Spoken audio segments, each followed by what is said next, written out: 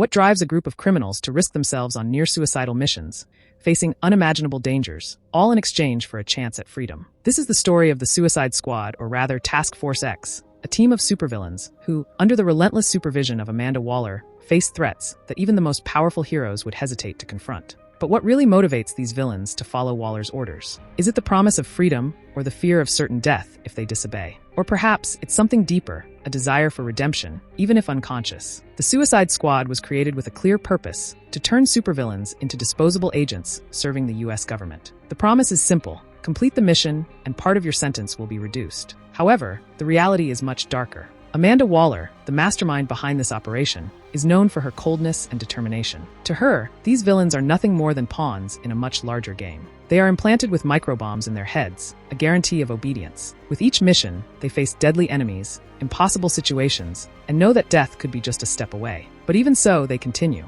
The question is, why? The answer might lie in the very nature of the Suicide Squad. The team is made up of individuals like Deadshot, Captain Boomerang, and Harley Quinn, all villains with dark pasts and questionable morals. But at the same time, they are complex characters with motivations that go beyond the simple desire to cause harm. Deadshot, for example, is a man marked by personal tragedies, someone who, despite his coldness, still holds a shred of humanity. He knows Waller doesn't care about them. He knows they are replaceable. And yet he continues, perhaps because he sees no other way out, or maybe because, deep down, he still believes he can do something right, even if in a twisted way. Throughout the missions, we see the squad face increasingly desperate situations. From retrieving a package in a stadium full of people infected by a deadly virus to fighting against agents of secret organizations, each mission tests the physical and mental limits of these villains. They are constantly betrayed, not just by enemies, but also by their own teammates. Loyalty is a rare currency in the Suicide Squad, and betrayal is almost guaranteed. However, what keeps these characters together is the tacit understanding that, despite everything, they are all in the same boat.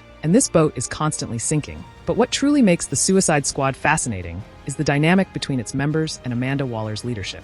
Waller does not hesitate to sacrifice anyone to achieve her goals. To her, the end always justifies the means, and the villains that make up Task Force X are just tools to be used and discarded. However, even under this relentless leadership, the members of the squad develop a kind of camaraderie, albeit a twisted one. They know they cannot fully trust one another, but they also know that, during the missions, their lives depend on this fragile alliance. As the Suicide Squad faces increasingly deadly challenges, one question persists. Do these villains truly believe in redemption? Or are they just following orders to avoid imminent death? Perhaps, in the end, the true mission of the squad is not just to follow Waller's orders, but to discover who they really are, and if there is something within them still worth saving. Can these villains find a greater purpose amidst the chaos and violence? Or are they all destined to follow the dark path that led them here? And in the end, the lingering question is, how far can a villain go to redeem themselves, or is redemption, from the very start, beyond their reach?